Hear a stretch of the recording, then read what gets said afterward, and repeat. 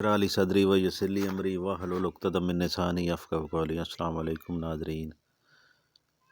عورت جائز طریقے سے اپنے خاوند پر جادو کر سکتی ہے، جی ہاں کر سکتی ہے، اور وہ یہ ہے کہ خاوند کی خاطر ہر وقت خوبصورت بن کر رہنا، اچھی خوشبو لگانا، خاوند سامنے آئے تو مسکراہٹ اور اچھے الفاظ سے اس کا استقبال کرنا، اچھے جیون ساتھی ہونے کا ثبوت دینا، خاوند کے مال کی حفاظت کرنا، اس کے بچوں کا خوب خیال رکھنا، خاوند جب تک اللہ کی نافرمانی کا حکم نہ دے اس کی فرما برداری کرتے رہنا۔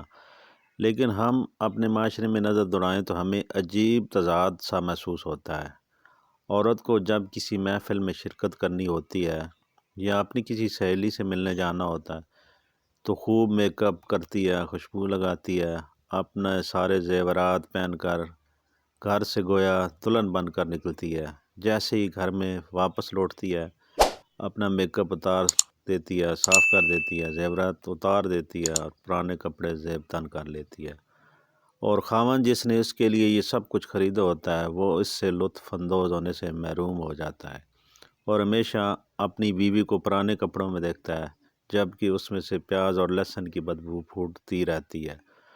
حالانکہ اگر عورت میں کچھ عقل ہو تو ایسا نہ کرے، بلکہ اپنے خاوند کو زیب و زینت کا زیادہ حقدار تصور کرتی ہے۔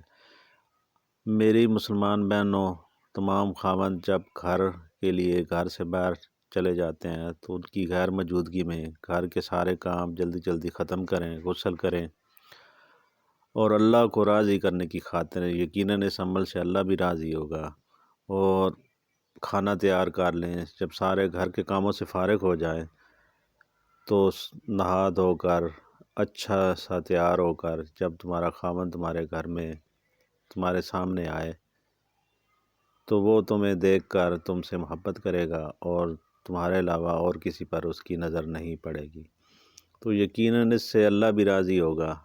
تو یہ اللہ کی قسم، یہ جائز جادو ہے جو ہر بیوی اپنے خاوند پر کر سکتی ہے۔